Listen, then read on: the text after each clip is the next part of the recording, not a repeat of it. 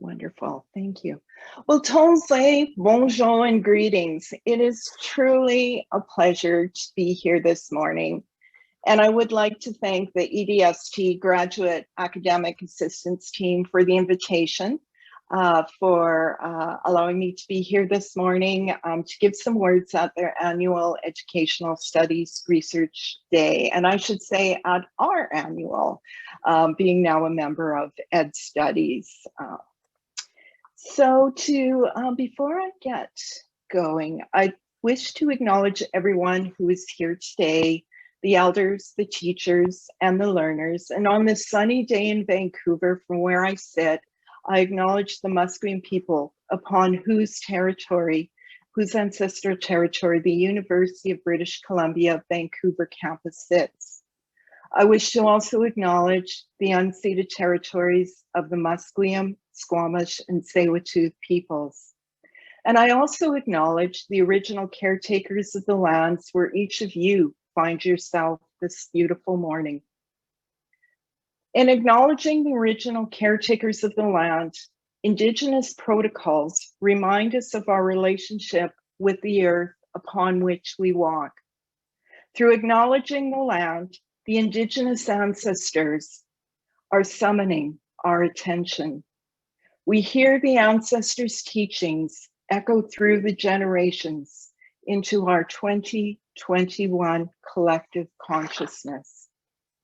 The teachings ask us to remember family, to give gratitude for community, and to know individual worth and value to this world. The Land Acknowledgement Protocol evokes a duty of care for the natural environment that sustains us all, and a responsibility to live peacefully with one another on this Turtle Island. This past week, I concluded the teaching of EDST 546, Indigenous Epistemology and Research. And at our last class, one of my graduate students wisely said that living in and through an ethos of respect, responsibility, and kindness towards each other is world building. Whether we approach land acknowledgement as perfunctory or as an invocation of gratitude to start our day, acknowledging land and acknowledging place is a call to care for each other and this world under the sheltering sky that we share. As you know, or many of you may know, I'm now a prof in the Department of Educational Studies and joined UBC from the University of Saskatchewan this year. I joined in August, and also since August, I've been the SAGE faculty mentor for the Faculty of Education here at the Vancouver campus. And SAGE, for those of you who may not be familiar, is a program that supports Aboriginal graduate students enhancement. And it has been an absolute delight working with SAGE members this year. And I wish to acknowledge all of their hard work over the past year, as I wish to acknowledge the GAA for all of their hard work in organizing this conference. And it seems that it's going to be a good day. Over the course of many years, I've had the honor and privilege to work with graduate students, faculty colleagues, Indigenous elders, and the Indigenous community in upholding Indigenous culture, research, and Indigenous methodologies. And as noted, I am a visitor to Coast Salish territory. I come from Saskatchewan. I'm of Plains Cree and Saulteaux ancestry, and my Nehio, or Plains Cree name, is Sakaweo Pism Isqueo. I'm a member of Pasqua First Nations, and I was adopted as an infant and raised in a non-Indigenous family in a small rural community in Saskatchewan. Pasqua First Nations is a member nation of Treaty 4, and Treaty 4 is the traditional territory of the Nehio, Saulteaux, the Assiniboia. Treaty 4 is also the homeland of the Métis. Treaty 4, for those of you who may not know, was signed in 1874 between Queen Victoria and the Nehio and the Saulteaux peoples in southern Saskatchewan. In introducing myself, I periodically use the image of the pictograph that you see before you on this slide. This pictograph was sketched by Chief Pasqua during Treaty 4 negotiations way back when. In 2007, the pictograph was repatriated to Pasqua's from the United Kingdom and is currently housed in the Royal Museum of Saskatchewan. The pictograph recounts Chief Pasqua's perspective on the signing of Treaty 4. It stands alone as one of the only historic documents and interpretations of treaty relations from an Indigenous perspective and from Indigenous eyes. The curator of Indigenous Studies at the Royal Saskatchewan Museum, Evelyn Siegfried, spoke about the elders' guidance in interpreting the pictograph. Under the elders' instructions, the interpretation work required specific cultural protocol and ceremony to proceed. It required time. I share this with you as a way for you to situate me within place and from within my community. However, the process and the reason for showing you this pictograph is also a reminder that when we are doing Indigenous methodologies, we must pay heed to protocol, we must pay heed to ceremony, and thus it starts us off in a good way to talk about Indigenous methodologies. So this morning, I'd like to talk about the intersection between Indigenous research and most specifically Indigenous methodologies and Indigenous cultural sustainability. And so I'm going to offer some ideas and thoughts on the three topics that I hope will braid together in some sort of coherent way by the time we get to the end of the talk. The first strand of our braid is a reflection on the contemporary university context in which Indigenous research and Indigenous methodologies finds itself. Or more specifically, what does it mean to be researching from the hinterlands of a colonial metropolis?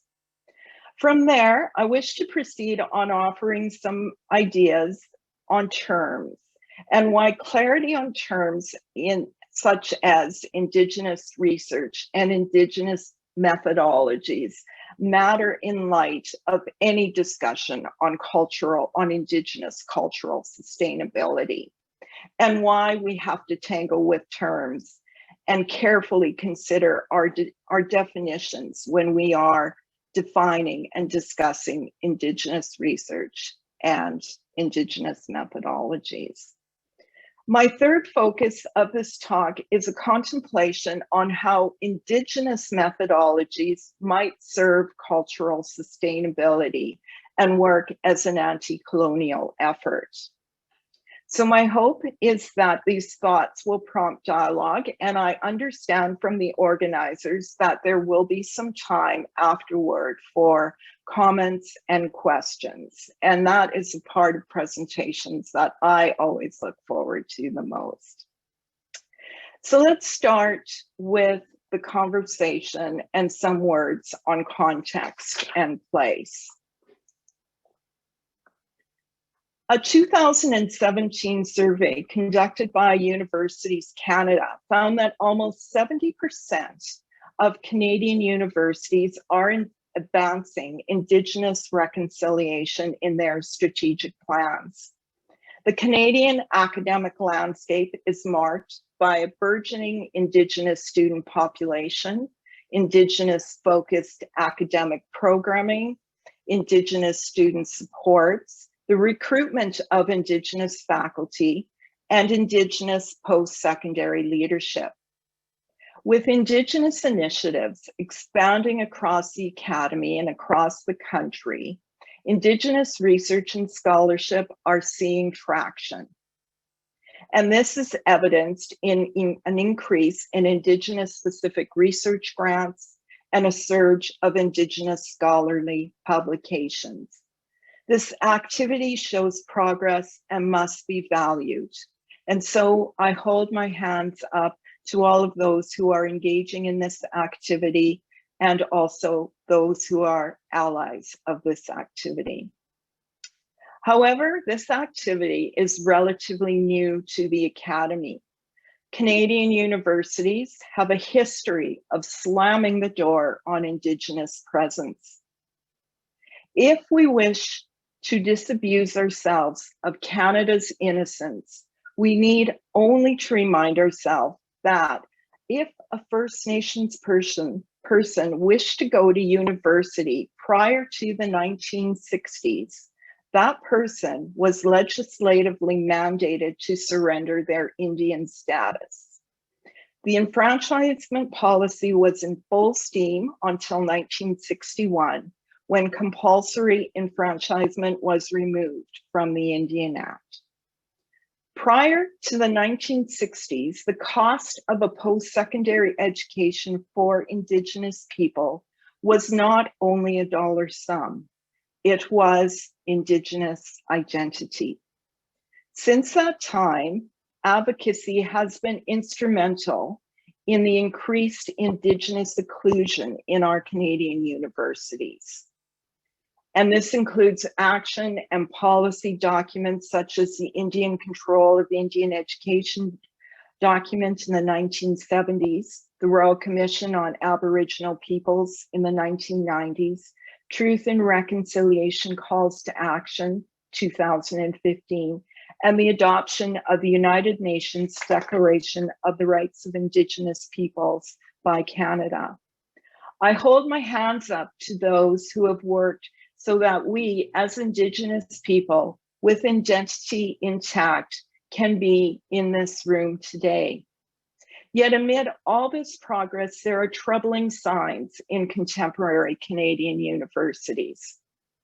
Over the past decade, Canadian universities have experienced severe budget cutbacks, forcing an institutional identity shift. This new identity is indicative of a corporatization approach where universities have an eye for financial efficiencies and are searching for dollars. The monetization of scholarship is on the rise. In a new chill of monetization and efficiencies, indigenization and the matter of Indigenous cultural sustainability finds itself caught. Coupled with the corporatization push of Canadian universities remain Eurocentric sites where Indigenous philosophy, practice, and culture do not easily fit.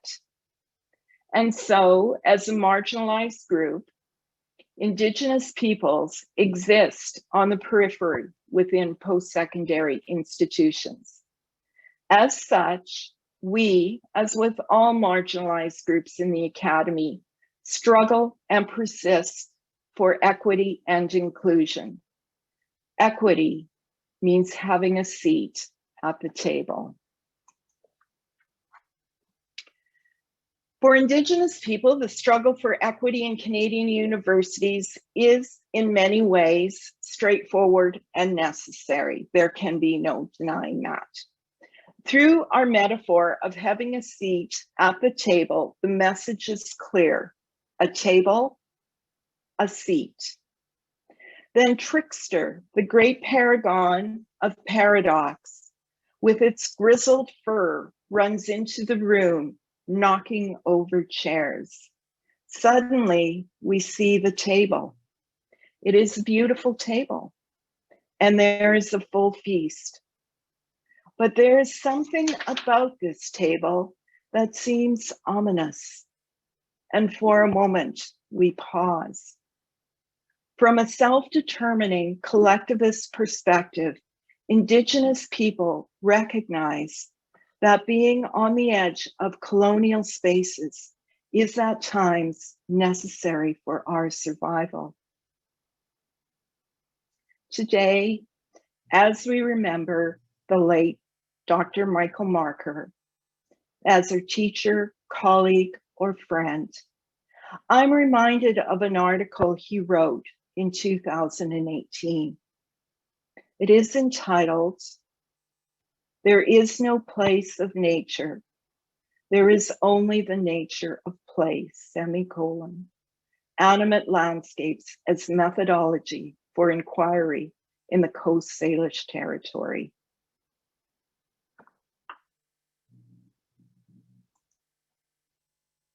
In this article, he is firm that we, as Indigenous peoples, do not forget that we are connected to the placeness of our identity.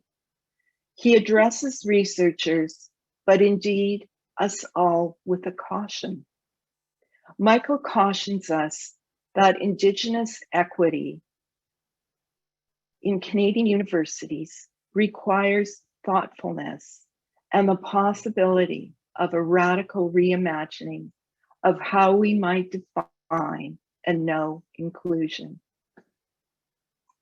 With respect to Michael's article, and in his article, he affirms that we as Indigenous peoples do not forget that we are connected to place, and place is part of our identity. He addresses researchers, but indeed us all, with a caution. Michael cautions us that Indigenous equity in Canadian universities requires thoughtfulness and a possibility of a radical reimagining of how we might define and know inclusion. I quote from Michael's writing and from this article that I just mentioned. Beginning of the quote. "There is both a caution and humility that is required to write about Indigenous places. This is a methodology that says some things should not be said, or as Salish elders have informed me, some knowledge cannot be removed from places. Often, when researchers have gotten it wrong in reporting on Indigenous community, it was largely because they did not understand the complex social reality entangled with colonialism, the ecological history, and the cosmologies of Indigenous relationships to other than human and more than human ancestors. In short, they did not understand the deep structure of placeness," end quote. So that was a quote from Michael's article. Indigenizing the academy is a paradox. There are risks, but there is also a protective buffer. The protective buffer, or the buffalo robe, is that though indigenization may be subject to the machinations and manipulations of the academy, indigeneity itself will never be. Indigeneity is bound to Indigenous bodies. Our bodies, and when all the dust settles, it doesn't much matter where Indigenous people are. Our bodies know home. Home is the earth, the sky, the stars, the ceremonies. Home is a place that's always been here before the academy ever was. Home waits. This is our power. This has always been Indigenous power. And so we must be mindful in our scholarship and in our research that we conduct within Western academic spaces, that we do not lose ourselves as Indigenous peoples. So leaving context, it's now time to tangle with words and definitions. I'd like to turn to Indigenous research and Indigenous methodologies in specific. In any conversation about Indigenous methodologies, I believe it is important that folks know how I understand the terms and practices and how they intersect, but also how they diverge and why it's necessary to know the difference between them. Indigenous methodologies remain a newer methodology in the academy, although it is based on ancient knowledges. So it's helpful to begin by clarifying terms. I make a distinction between Indigenous research and Indigenous methodologies, as I believe that conflating these two terms will cause confusion. To first define Indigenous research, I'll need to briefly discuss research methodology generally. I'm a qualitative researcher, and I speak from that context. In thinking about research methodology, I believe it includes both the thinking and the doing of research. That means both the theory and the methods. In this understanding, both theory and methods matter both. They both need to be there.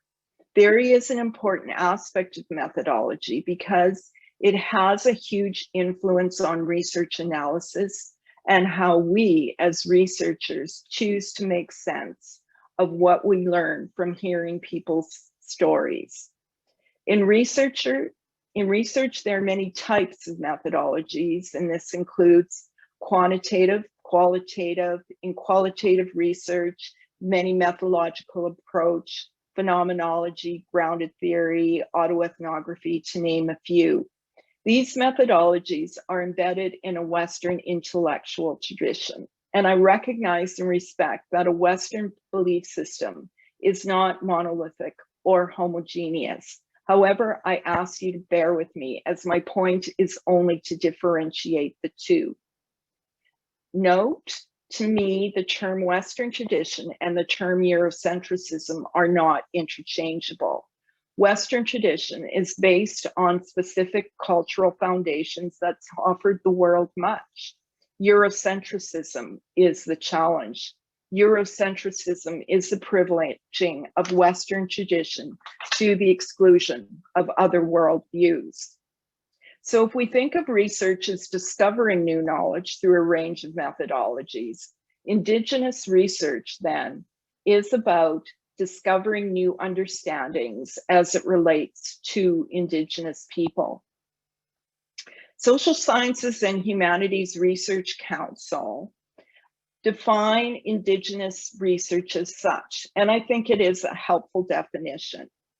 And I quote, "Whatever the methodologies or perspectives that apply in a given context, researchers who conduct Indigenous research, whether they are Indigenous or non-Indigenous themselves, commit to respectful relationships with all Indigenous peoples and communities." Through the use of the phrase, "whatever the methodology," this definition links Indigenous research with different research methodologies, so long as the methodologies are respectful and ethical. And I do not contest this definition. It makes sense to me. Indigenous research is an umbrella term that encompasses many methodologies, including Indigenous methodologies. However, a caution: we must not assume, though a study is labeled Indigenous research, it automatically means it is respectful research, or that it appreciates what respectful research means from an Indigenous ethical stance. Given the colonial nostalgia that lingers in our contemporary myths, it's imperative that researchers guard against exploitive Indigenous research. Asserting a label is not enough. Indigenous research is not yet cleansed of its extractive roots. So back to defining Indigenous research and Indigenous methodologies. If Indigenous research is a big tent or umbrella, how does Indigenous methodologies distinguish itself? Indigenous methodologies arise from Indigenous knowledges. For a methodology to be correctly identified as Indigenous methodology, it must be anchored in Indigenous epistemology, Indigenous theory, ethics, story, and community. This is not always the case with Indigenous research. Indigenous methodologies and Western research methodologies can both be considered Indigenous research, but are methodologically distinct from each other. Metaphorically, one can think of a herring catch with the net being Indigenous research. So a herring catch with a net being Indigenous research. If one visualizes a salmon in the net amid a whole lot of herring, Indigenous methodologies are represented by the salmon and Western methodologies by the many herring. Both are in a big wide net of Indigenous research, but Indigenous methodologies, epistemologically speaking, is a different kind of fish. It is the epistemological and theoretical assumptions or the belief system underlying Indigenous methodologies that make it distinct. I like the words by Indigenous elder scholar Marlene Brandt Castellano. Several years ago, she wrote a chapter outlining key aspects of an Indigenous belief system. Indigenous knowledge, she tells us, comes from many sources, from observing the world, from relationships with other humans, animals, land, sky, and sea. We gain knowledge from the cosmos and insights from that come from dreams, ceremony, and revealed knowledges. The method for knowing, Elder Marlene tells us, arises from the oral tradition, personal knowledge, experiential knowledge, and holistic knowing. It is a relational, non-human-centric approach of being in the world. Following from an Indigenous belief system, when Indigenous methodologies are in place, there will be the following practices or benchmarks that are evident. And I'm not going to go into each of them, but some of them include an Indigenous belief system about knowledge creation or epistemology, a self-referent approach or protocol of introduction, often referenced as protocol, so self-situating. Holistic preparations that can include guidance from elders, ceremony, or can include ceremony, definitely relationship with Indigenous community and Indigenous place. There is a plan for Indigenous community engagement. There is ethical research and continuous ethical check-in with research participants and the Indigenous community. There is the inclusion of story work as articulated by Dr. Joanne Archibald.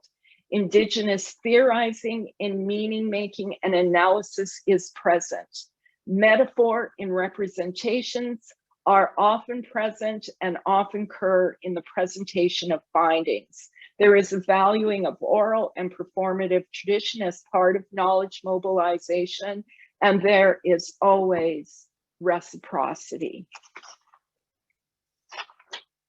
So based upon Indigenous cultural knowledges, Indigenous methodologies indicate a researcher's choice to sustain Indigenous culture within knowledge production.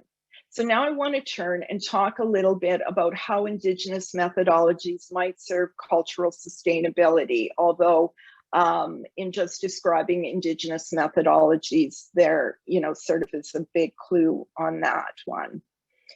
So in reflecting on Indigenous culture, Acton, Salter, Lenoy, and Stevenson define cultural sustainability as aligning with a broad definition of sustainable development that meets the needs of both the current and future generations. They define culture as in line with UNESCO's definition of culture, and I quote, dynamic and not an essentialized abstraction, and incorporates both tangible and intangible culture, end quote. Indigenous cultural sustainability is about cultural longevity. Cultural longevity depends on the ability to sustain cultural knowledges for future generations. At the heart of a cultural sustainability, Indigenous or otherwise, is the restoration and respectful application of one's cultural knowledge systems. While colonialism and racism, both past and present, have interrupted the organic transmission of culture, Many Indigenous peoples recognize for our cultural knowledges to survive and to thrive, they must live in many sites, and these sites include education and research. And so we will not disengage. From a research perspective, Indigenous methodologies, which are based on Indigenous beliefs and knowledge system and ethics and practices, provide us with a means to uphold Indigenous culture. And so with all research-related questions, Indigenous or non, we must pause to ask the question, so what? Questions with respect to our conversation today might be, why do Indigenous methodologies as a way to uphold Indigenous culture matter beyond academic research? Why do Indigenous methodologies matter? In North America, too often research affecting the lives of Indigenous people problematize Indigenous culture. Too often, Indigenous people are viewed as the problem, and the response is to quote unquote fix Indigenous communities. And I would suggest that this deficit theorizing begins with research methodology choices and perhaps in research methodology classes.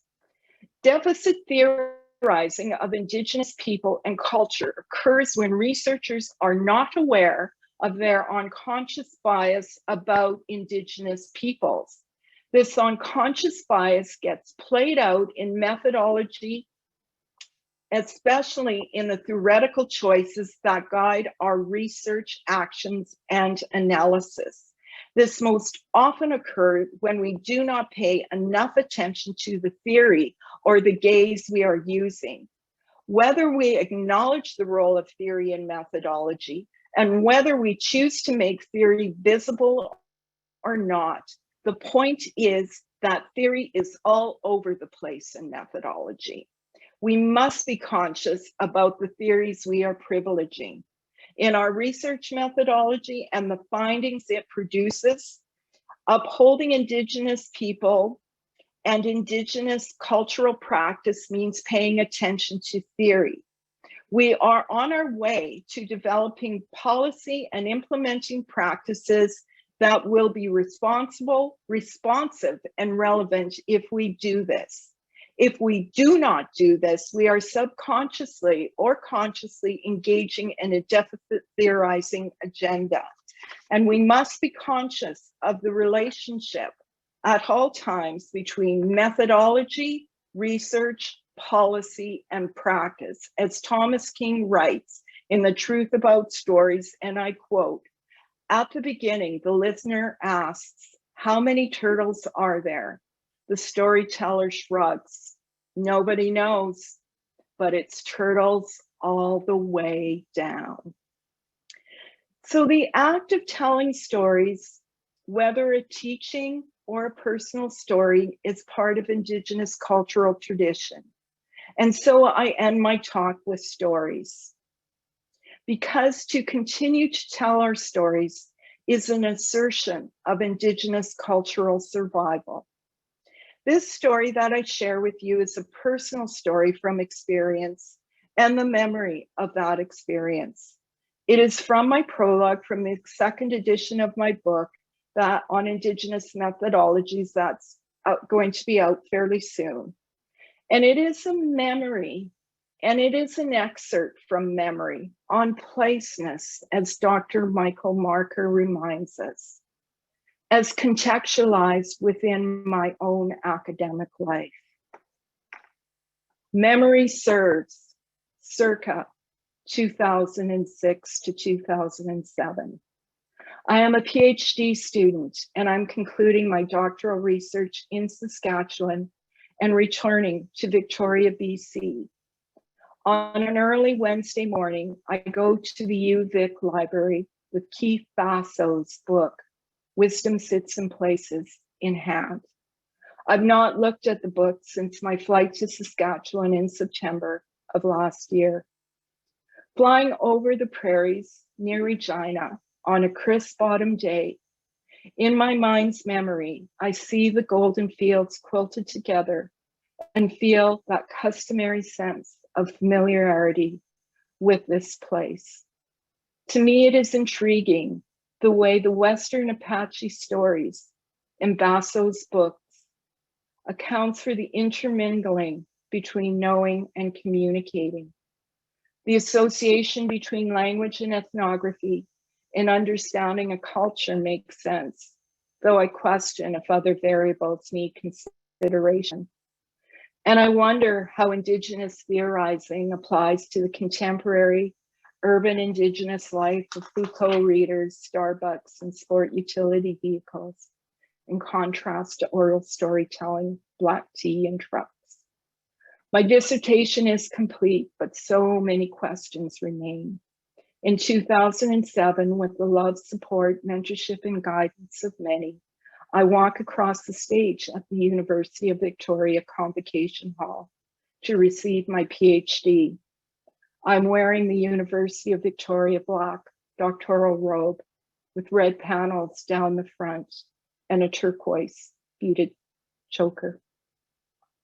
That same year, in 2007, I leave BC and return to Saskatchewan to accept a faculty position at the University of Saskatchewan. I'm a newly minted PhD, pre-tenure assistant professor. I'm writing about Indigenous methodologies from that place, perspective, and vulnerability. Indigenous methodologies is new to the academy, and being associated with it is risky business for a junior academic. But I find support, and I move through the ranks to associate professor. In 2005, I present at the Think Indigenous conference hosted by the Indian Teacher Education Program, ITEP, at the University of Saskatchewan. The talk finishes and I leave the podium. I see an Indigenous woman walk towards me holding my book, Indigenous Methodology, so I can see it. There are yellow Post-its all over the place sticking to marked pages. I smile. I like the vibe of a working book. We reach each other and she tells me she's a graduate student. Without apprehensiveness or skipping a beat, she says that she's using Indigenous methodologies in her research. I'm caught momentarily breathless by this matter-of-fact assertion of Indigenous methodologies in research. Tears well to my eyes. This is what it's been about. This is what it's always been about. The Indigenous graduate student leaves, but before she goes, she says with a twinkle in her eye, "I love your book, but it's time to update it." I hesitantly nod. She is right. It's time. Still, I am reluctant. It is 2019. I no longer own the identity of Indigenous graduate student. I'm a full professor at USask. In the white space between these two sentences is a world where I no longer live. Yet that I'm pushing back, a lump in my throat as I write tells me that emotion has not yet divorced itself from memory. For me, an Indigenous graduate student, and then an Indigenous scholar, the academic life has been a bewildering, tangled space of diminishment and praise, each with its own sharp edges, waiting to carve my identity at every turn. Losing myself, finding myself, and the soothing voices, the sustaining forces, those offering me space and pouring me a cup of tea.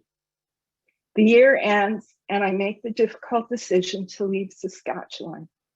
I'm returning to BC, where my academic work on Indigenous methodologies began. It's full circle. I've accepted a faculty position at the University of British Columbia and I'm a professor in the Department of Educational Studies, Vancouver campus. I arrive at a new morning where new beginnings summon me. This newness humbles me, and I'm still processing these past years that have moved both fast and slow. But this I know to be true. For Indigenous graduate students to thrive, Indigenous scholars to progress through the ranks of tenure and promotion, and for the Academy to decolonize, we will require an academic culture with fewer sharp edges and more supportive guides to assist us in negotiating the divide. We will need family, community, and ceremony on this journey. Reimagining and animating methodology to serve Indigenous cultural sustainability means engaging those and that once invisible in evoking new theoretical discourses and research practices. It is an exciting time for theorists, research scholars, and students, but it is also testing every aspect of the tried and true customs of institutional knowledge centers and professional practices such as the field of education. This new reimagining means pushing back against racism and cultural dispossession. Yet to build resilient communities, we must confront this racism as it manifests in different ways for differing groups. Of it all, on this land, imagining a new way requires a full recognition of the colonial wound. For country, there can be no full racial reckoning and no healing without tending to this primary colonial wound that scars the back of this Turtle Island. Choosing to see Indigenous people in colonial history is facing racism square on. To do otherwise is not. Racism will return.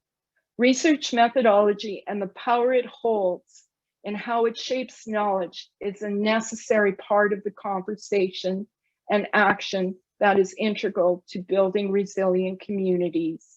We must name and claim Indigenous methodologies. Naming matters.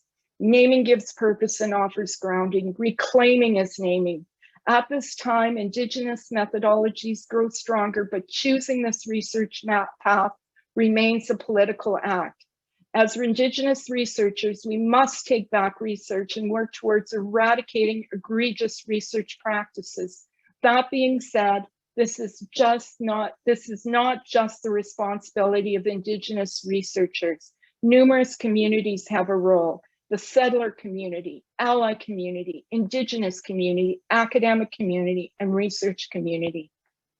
Specific responsibilities will depend upon the particular community and how it guides, directs, or evaluates research. These rules may include providing conversation, support, and collegiality. It may mean advocacy. It is a different world when someone has your back. Responsibility implies serving others with knowledge and action arriving from an ethos of respect and responsibility. Why Indigenous methodologies? It is a way to give back to community, sustain Indigenous culture, and decolonize the Academy. And in doing so, we involve ourselves in a world building proposition, and this changes everything. Ikose, hi, miigwech, and haichkasiam.